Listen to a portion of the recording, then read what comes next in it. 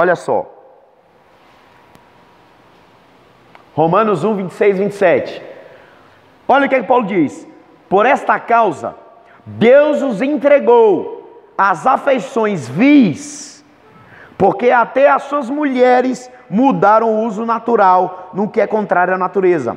E semelhantemente também, os homens, deixando o uso natural de mulher, se inflamaram na luxúria, uns para com os outros, homens com homens, praticando o que é indecente, e recebendo em si mesmo a recompensa adequada do seu erro. Olha só, por que Paulo não colocou isso aqui aleatoriamente não? Esse versículo aí não está aleatoriamente não. Paulo estava combatendo esse camarada aqui, ó, porque ele matou a própria esposa. Ele matou a própria mulher.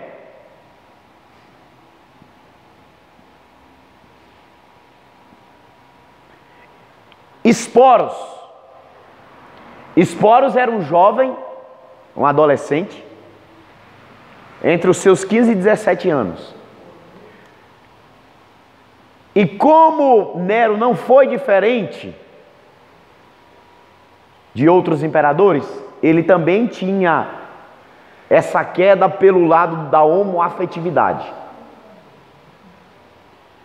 Esse camarada chamado Esporos era a esposa de Nero. Só que ele era tão atribulado, o que ele mandou fazer? Pegou o jovem, antes de casar com esse jovem em público, ele mandou castrar o jovem.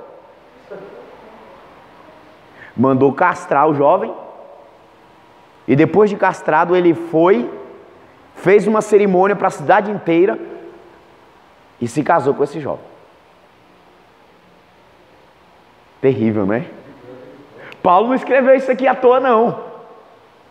Você acha que as coisas na Bíblia são escritas aleatoriamente? Não, tem fundamento. Paulo estava combatendo, porque em Roma o homossexualismo era uma coisa comum. Nero andava com Esporos na sua liteira. Sabe o que é liteira?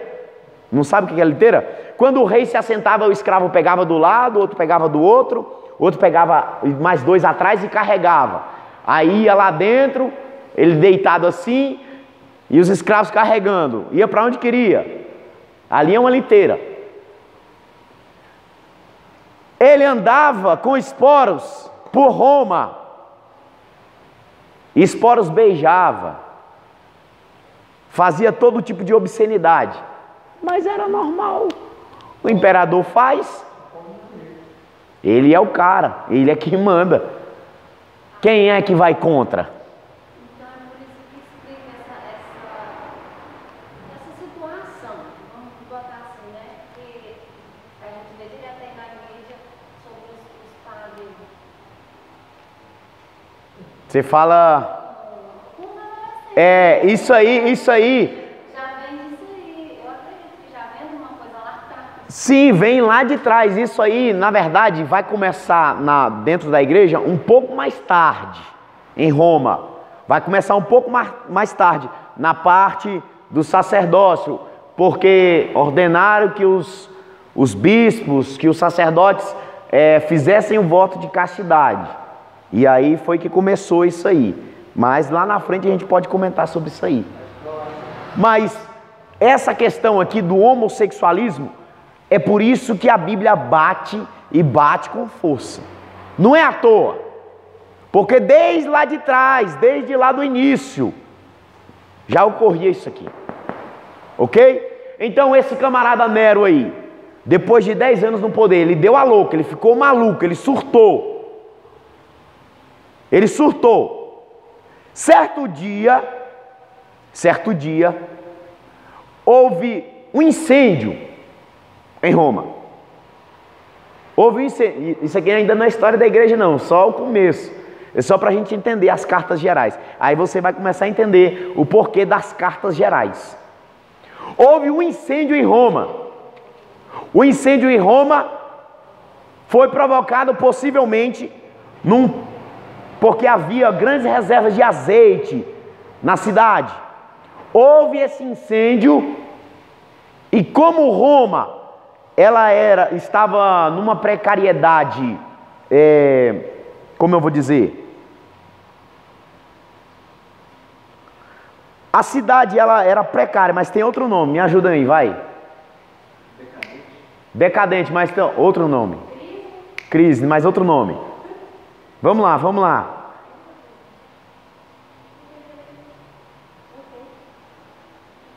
É um nome composto. Alguma coisa básica. Vamos lá, me ajudem.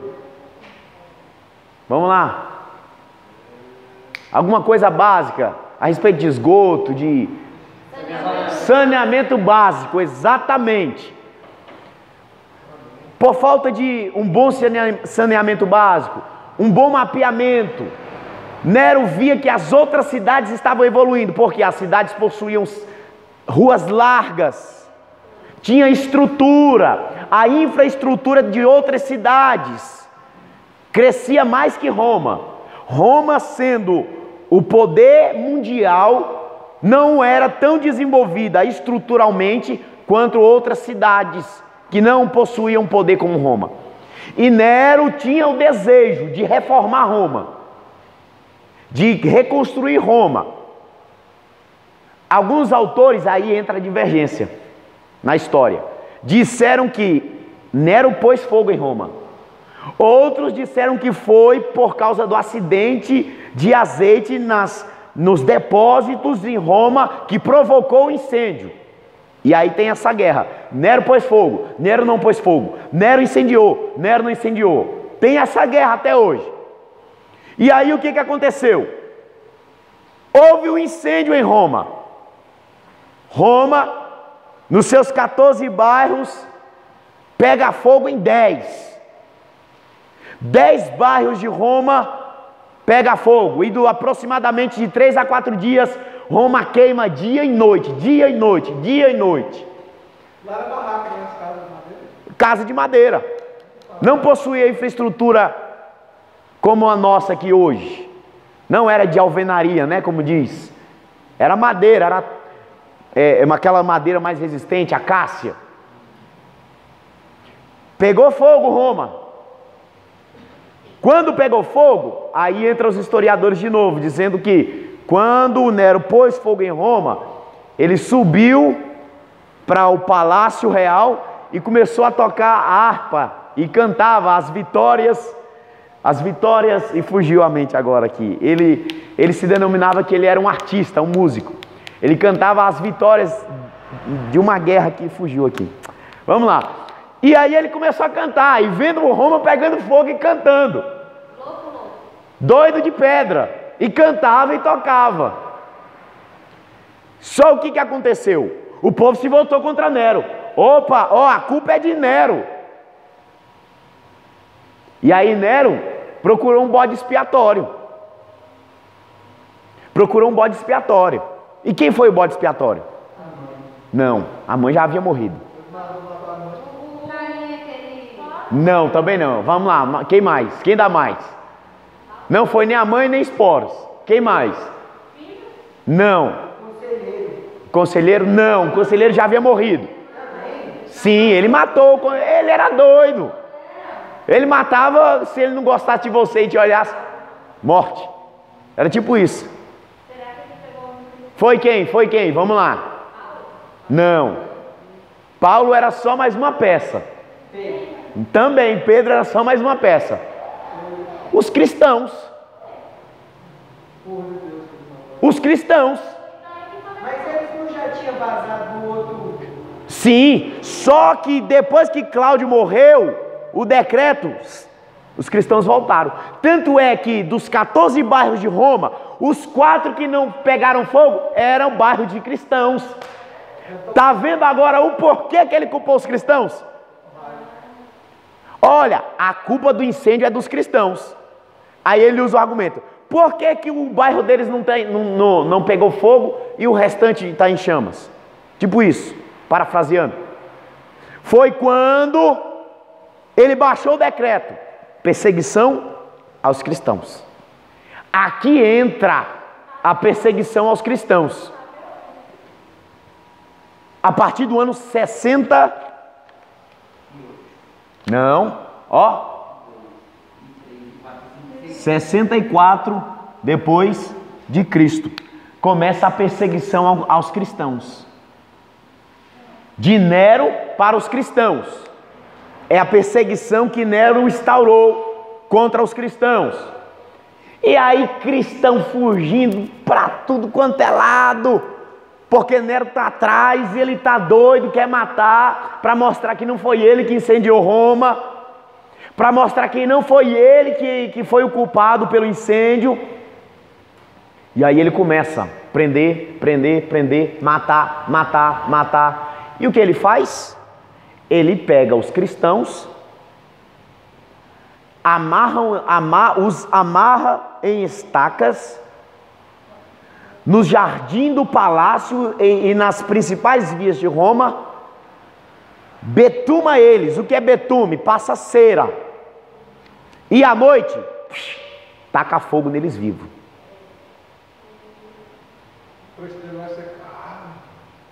Taca fogo nos cristãos vivos. E os cristãos queimando e ele admirando. O jardim sendo iluminado pelos cristãos em chamas.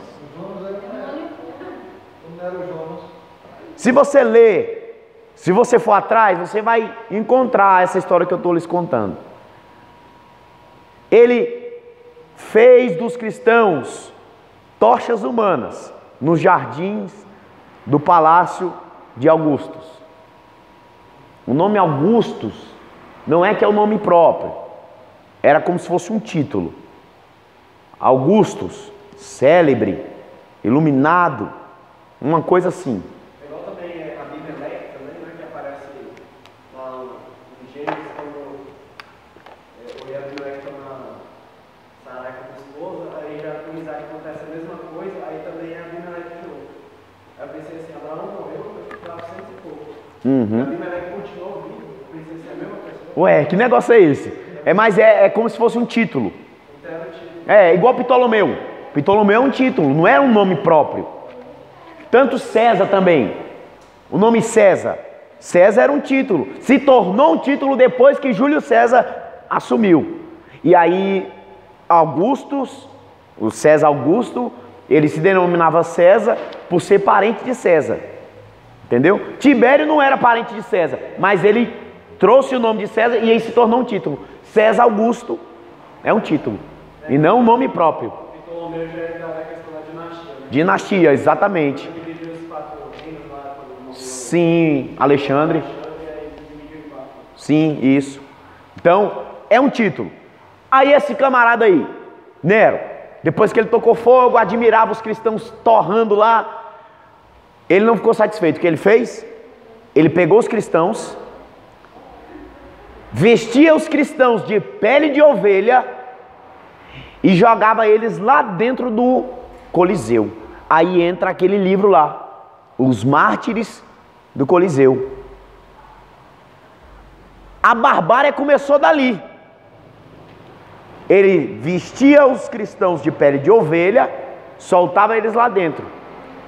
Junto com os cristãos, soltava leões, tigres, ursos, leopardos. E esses animais estraçalhavam os cristãos. Quando não eram animais, eram os gladiadores. Os gladiadores partiam os cristãos no meio, cortava a cabeça, cortava as vísceras, cortava a perna, cortava braço. Banho de sangue. Sofria menos era cortava a cabeça. E aí o que aconteceu? Foi depois, isso em 64. 64 para frente. Nesse meio termo aqui é onde se data a morte de Pedro e Paulo. Foi aqui que o relato faz sentido dos anais da igreja. Eusébio de Cesareia, um dos conta que Pedro pediu para ser crucificado de cabeça para baixo. Registros na história diz que Paulo foi decapitado. Cortaram a cabeça de Paulo. Colocou a cabeça lá, o soldado veio e...